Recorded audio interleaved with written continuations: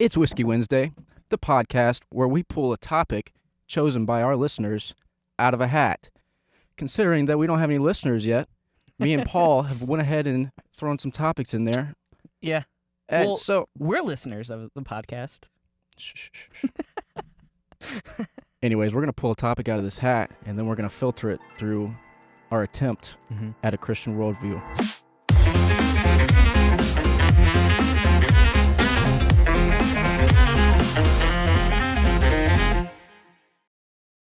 What's our topic, Paul? Today, our topic is cursing. Oh, I'm freaking excited.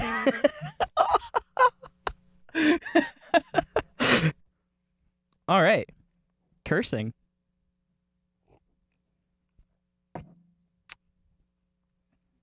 So I've got about 3 directions I want to go at this, okay?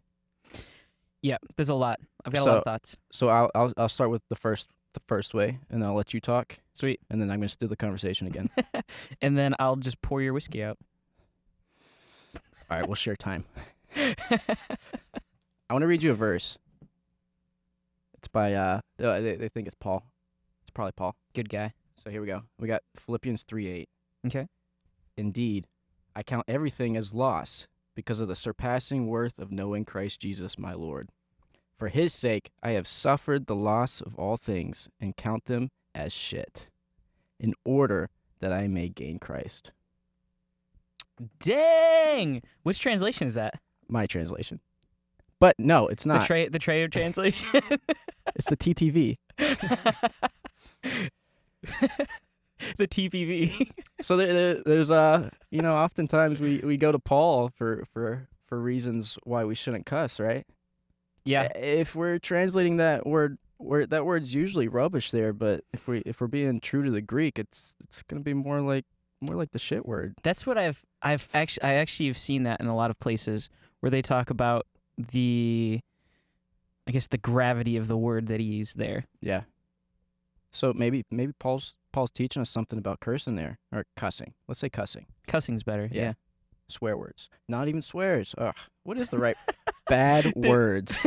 We're talking about Crude bad language. words. Language. We're not talking about swearing. We're not talking about cursing people. Yeah. We're talking about the bad words. Can you say poop? Oh, Paul. That's so childish. That's great. No, so my thought about it is words are words. They mean different things in different languages. A swear word in Spanish, for example, doesn't mean the same thing to me as it does to someone who speaks Spanish. Yeah. Vice versa. If I say a swear in English, doesn't mean the same thing as someone speaking Russian.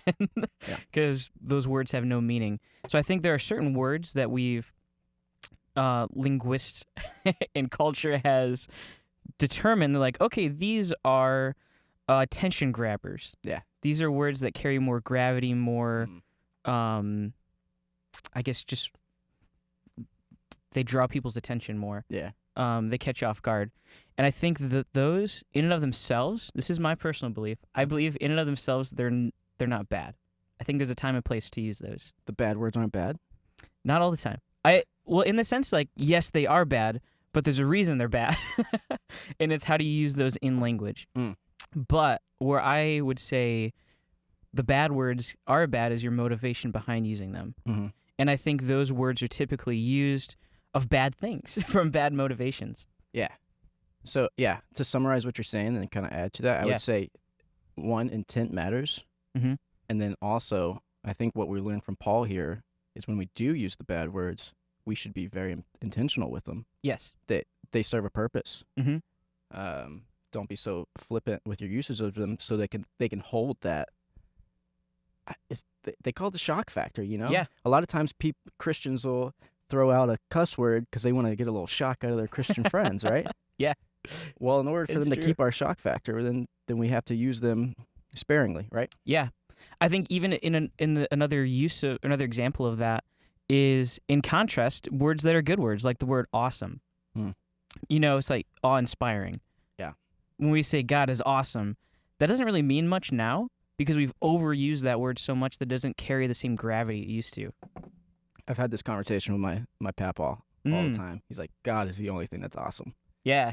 Don't waste that word on anything else. It's a great word. I kind of like that too. Yeah. Yeah, but I say awesome all the time. I it's like a go-to word for me. I mean, and then there's an argument to be made that everything God's involved somehow, right?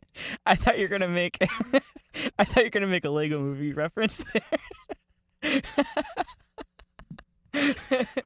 Oh my gosh, the Lego Movie. That's a straight up pantheism right Everything is awesome. there. Everything is awesome. And everything is God. Pagans. Wow. And that's how you overthink something. But yeah, so I would say, because I think, and I want to hear your thoughts on this, that you can use not bad words and still be swearing, still be cussing. Yeah, so I don't think there's the only difference between the F word and saying screw you is I don't want to say the F word on this podcast. Yeah. It's cultural acceptance. Yeah, it's cultural. Yeah. Well, but I also think saying screw you is just in the wrong. I don't like the uses of screw you because I think that's just as bad. Mm-hmm. Yeah. Well, because what it Yeah. means, this is point number 2 I wanted to make in our short little time period we got here. Yeah. I don't think we think about what these words mean when we say them.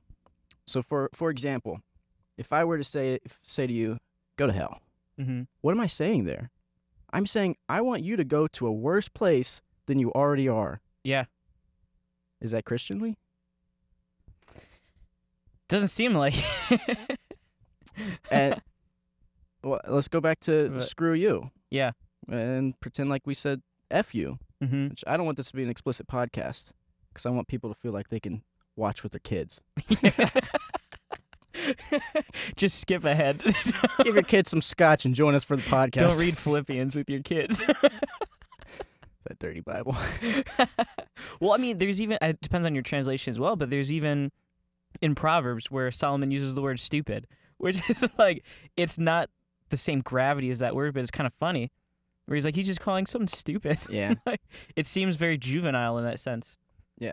Well, so I want to read a verse from Proverbs. Yeah. Wait. Let me go back to the screw you. What that actually Mhm. means. When I say screw you to you, well, first of all, think of the connotations of that. I'm not going to say what the connotations are, You can assume it.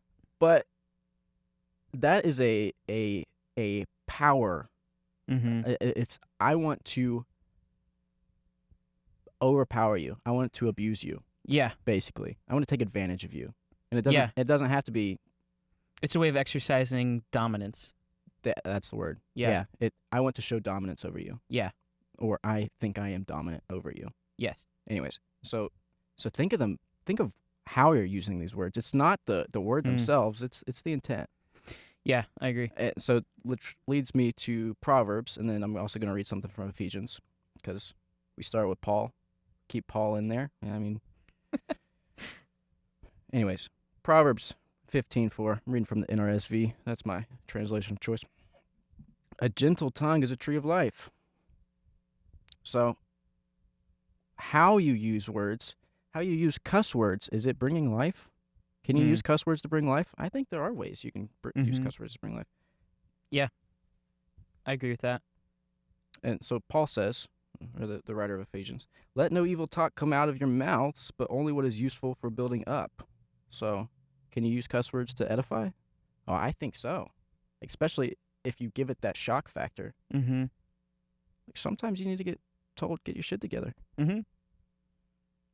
That can be edifying, you know? It really can. That can be something that grabs someone's attention and says, "Wake up." Well, it'd be edifying to. Here's a taboo way to use it too. You'd be like, I want to get in trouble for saying this, but it's like, here we go. just like, God is effing incredible. You know, it's like, it's funny. It's funny because like It's funny. people don't say that, but it's like if you want to add this like extra layer of like, we can't use the word awesome because it's lost its meaning. So like, let's say how incredible God is by adding this extra explicit word about. All right, Paul. I'm not necessarily condoning it, but I just thought it was funny. You're bordering blasphemy at this point. But before I segue into my third thing, and Mhm. of course I want to give space to you to add Yeah. add connotations if you want. Sometimes cussing helps you mourn, Hmm. and mourning is essential to getting to a place that gives life. Like if you are in a struggling place, sometimes it helps to just go outside and scream the F word when there's no kids around. Hmm. Which I think Yeah. that's interesting that we brought kids into the situation, because I think cussing is adult language, Yeah. and I think it's best. Kids need to.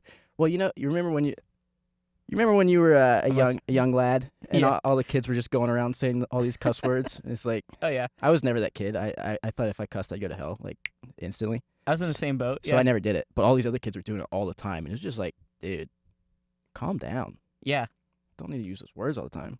So it's like you kind of have to grow into Yeah. the competence to wield such powerful words. And that's part of it. It's like gaining control of, in some ways, your temper. In other ways, gain better control of the language. Yeah. Yeah, I know it's interesting because I'll even say too, going back to, which I think is kind of where I sit on it too. And I think there's more we could say about bad words, explicit language, Sure. in the sense of, there is connotation that is inherent with those of like, this is what this word means. So it's like you want to be careful in the usage of it because it's like, yeah, it means something. Mm-hmm. But as far as like the motivation behind it, it's like I've heard some people say, oh, well, if you're ever in a mood and you feel like it's in a place where you could swear, just practice saying something different. Say like, oh, darn, or rats, or whatever it is. Yeah. And my thinking behind it is you're still swearing. Yeah. You're just using a more acceptable word. Yeah. And the science shows that cussing kind of helps you deal with stuff, right? Yeah. It can be relieving. It makes pain. It relieves pain. Yeah. Yeah. Isn't that what Nick Cage said? You've invoked the cage. Anyways, the last thing I want to say about cussing is I didn't cuss growing up. Mhm. I cussed for like a year when I was like 17, and then I stopped again because I got serious about my faith. So I thought, oh, can't cuss anymore. Go to hell. And then I got into the Enneagram. This was probably when I was like 20, Oh no! and I'm an Enneagram 1. So I thought you were 7. some days. But I listened to a podcast with an Enneagram 1 pastor, Hmm. and he came on that podcast and said what helped him deal with his over perfectionism. Because the 1 tends to be somebody who is trying to be so perfect to a fault that it is a fault. Hmm. And so to relieve that, he started cussing when he prayed. And so I started cussing when I prayed. I never cussed at God, Yeah. but like with God. Yeah. Like I was being, and that's another thing about cuss words, is sometimes you have to use that cuss word in order to be honest. Hmm. Like, this is honestly how I'm feeling. Yeah. So Yeah. And I think it's interesting about it too. And I'll be transparent in saying like, yeah, there are times when I cuss. Sometimes I don't like to. Yeah. It's not a habit I like to develop. Because there's sometimes where it's like, this is the best representation of how I feel right now. Or it's like something feels so terrible. It's like, there it is. Yeah. It's not a habit that I condone or something that I revel in myself. But I think there's a time and place for it. Time and place for everything. And I under the think sun, man. like you said too, there's a moderation and there's a level for that. Okay. So let me try to summarize. That's interesting. Yeah, because we're running out of time here. We are. Let's try to summarize. and I was interested in a lot of things you said. Crap, we're gonna have to do this one on a full No. episode. Probably gonna do Oh, like no. that for everything. Probably. All right, to summarize and Mhm. being just very practical, don't cuss in front of kids. Be Yeah. intentional with how you use the words. Yeah. Intent matters. Don't use them so flippantly that they lose Mhm. their effect. Yeah. And only use them as necessary. Use them as sparingly, and Yeah.